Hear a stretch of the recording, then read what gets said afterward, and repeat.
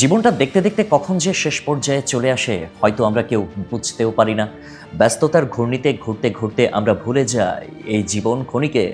অথচ জীবনের শেষ প্রান্তে বিশ্বাস যখন ভারী হয়ে আসে তখনই বুঝি কোনটা ছিল সাফল্য আর কোনটা গভীর অনুতাপের কারণ। সে সময়ে এসে হাহাকার করে মনে হতে পারে এক হাত জমির জন্য প্রিয় আত্মীয়ের সঙ্গে অহেতুক বিবাদে জড়ানোটা ছিল ভয়ানক ভুল।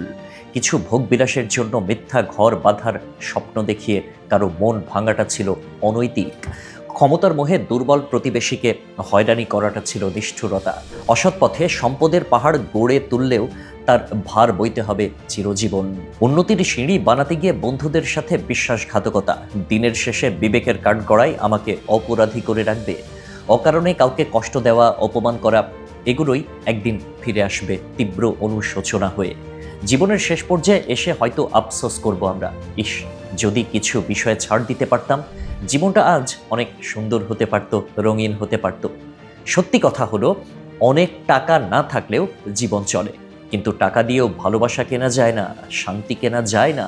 অন্যকে ঠকিয়ে সুখী হওয়ার প্রচেষ্টা যেমন ব্যর্থ, তেমনি মানুষের দোয়া আশীর্বাদ ছাড়া জীবনের প্রকৃত মূল্য নেই। শেষ সময়ে এসে চোখ বন্ধ করার আগে বোঝা যাবে মানুষের শ্রদ্ধা, ভালোবাসা আর দোয়া এগুলোই জীবনের প্রকৃত সঞ্চয়। দুর্ভাগ্যবশত যদি তা অর্জন না করি আমরা, তাহলে তাই হবে জীবনের সবচেয়ে বড় আফসোস। আর অন্তিম মুহূর্তে মৃত্যুসজ্জায় শ্বাসের টানা পোড়েনের মাঝে উপলব্ধি হবে অন্যের অভিশাপ কোড়ানোর জন্যই বুঝি জীবনটা এত ভারী হয়ে উঠেছিল। সত্যি বলতে এই জীবন এমন নয় যে অপচয়ের জন্য, বরং যা প্রয়োজন তাই যথেষ্ট। শান্তি খুঁজে নিতে হয় অন্তরের গভীরে, অন্যের দুঃখ না বাড়িয়ে বরং কারো মুখে হাসি ফোটানোর চেষ্টা করে। শেষ সময়ে চোখের কোণে অশ্রু এসে বলবে, যদি আরেকটু সময় পেতাম হয়তো ভিন্নভাবে বাঁচতাম, হয়তো তখন বুঝতাম ক্ষমা করাটাই শক্তি আর ভালোবাসা বিলানোটাই জীবন। জীবন যতই জটিল হোক, দিন শেষে আমরা সবাই শান্তি খুঁজি।